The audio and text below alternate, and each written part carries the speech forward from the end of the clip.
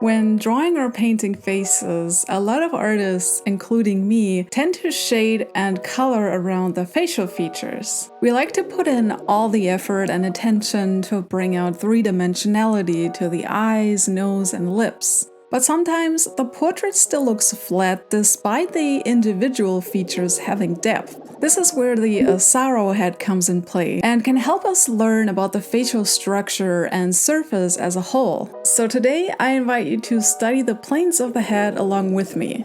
What exactly is the Asaro Head? This model of the human head is basically a sculpture created by John Asaro, breaking a head down into flat geometric planes which combine the bone and muscle structure. It's intended to be observed with different light scenarios to learn how these planes behave with light and shadow. It really visualizes the levels of depth of a human head and shows you where and how you can apply different values in your portrait art. To study this construction, you can either purchase the physical model or you can use a digital model like I showed you previously. The character artist Nguyen created this 3D model inspired by the Asaro Head. By the way, thank you so much, William, for providing us with this very useful tool you created. But there are other apps you can use as well to observe the Asaro Head in different light scenarios. Now let's study what's going on with this head.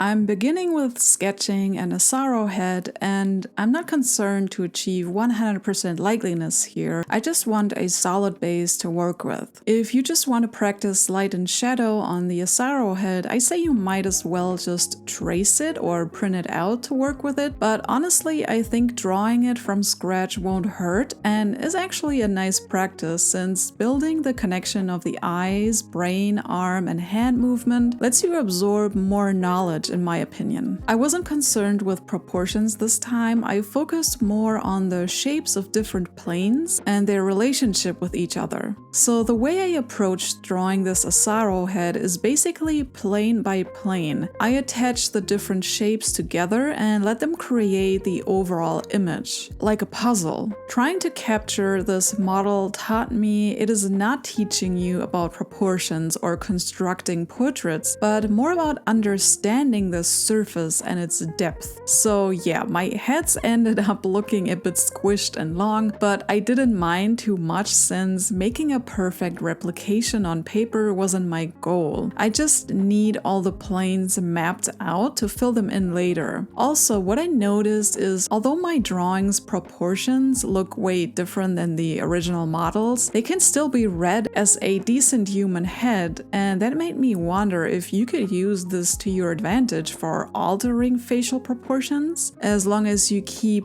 the facial planes connected as a whole. At first I thought I should draw 3 different angles of the Asaro head to show variety, but on second thought I thought it would be a better idea to have the exact same angle but different light and shadow scenario. That way it gives you a direct comparison on how different the planes behave with the same angle but different shadows. I admit it was a bit tedious to draw the same head 3 times, but overall I didn't mind it too much, and I actually already learned a lot just sketching the planes. It showed me we can learn a few different things from the Asaro head. The first thing is to locate all the planes and to get a grip of their shape and relationship with each other. And the second thing is the shadow shapes we will analyze later with color. I learned a lot of new things just sketching these planes, and I think drawing more angles will add onto this knowledge even more, since you of course also have to consider perspective and rotation for the planes if you want to be able to memorize the Asaro head as a whole. But I have to say, what I learned, I'm pretty confident I can make use of when I draw or paint portraits in the future, and I kinda wish I would have done it sooner.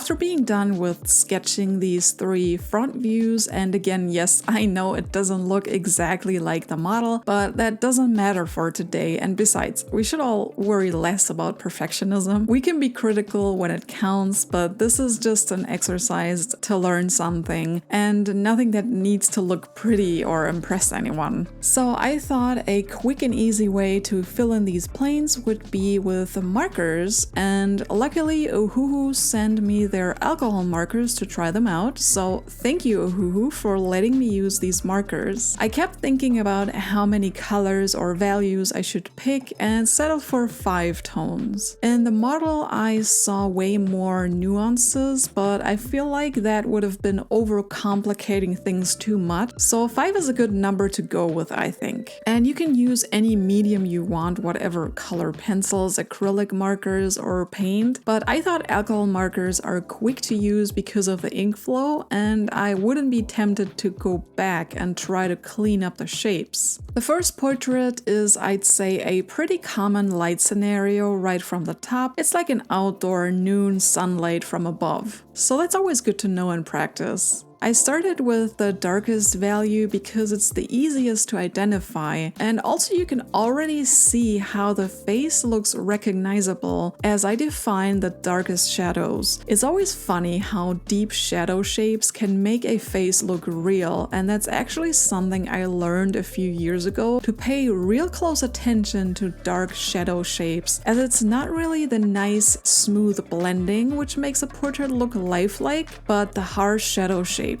I'm working my way up here to the lighter tones, and I noticed I might have as well just picked 4 shades. I think this could be a useful exercise or challenge in itself to choose a different number of colors each time. It forces you to combine shadow shapes and analyze values more. Now with the planes filled in, you can really identify the head as a 3D object, which teaches us again, it's not the cool, neat blending, but the language of shapes and values which make or break the deal.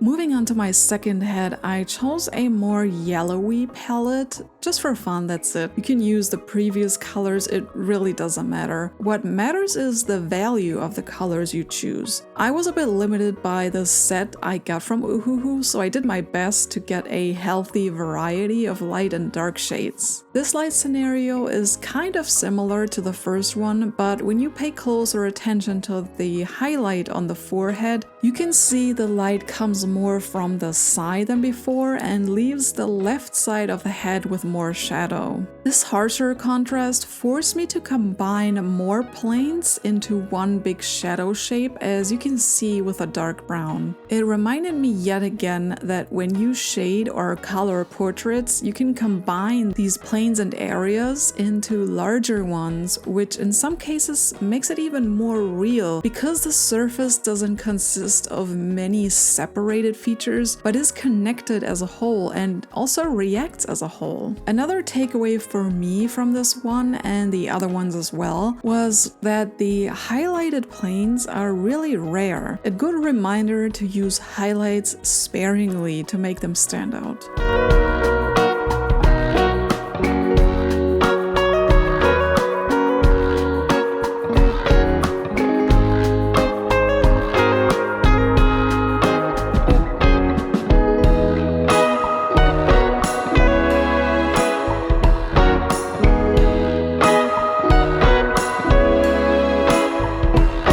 For the last portrait, I try to pick more pinkish flesh tones as a variation. And this time I went the opposite route with my approach. I started with the lightest tone and filled in the whole head to continue with darker shades on top. This works fine as well, although I have to say I personally do prefer to start with the darkest values first, as these are the most important ones in my opinion. They really set the tone for the whole lighting. The light in this scenario is a bit more unusual, with the face being lit from the bottom right. It's a really dramatic light, and I wanted to have something wilder too, along with the more common light setups. I didn't think this before I started this study session, but when observing the model, I noticed how complex it actually is with all the different nuances and values, and I constantly had to look back and forth to make sure I fill in the right value. There was just so much to discover and learn that I am sure I will do these studies more in the future. After analyzing the Asaro Head and all the different planes, I have to say I think it can be extremely beneficial, especially for painting and every approach which involves shapes.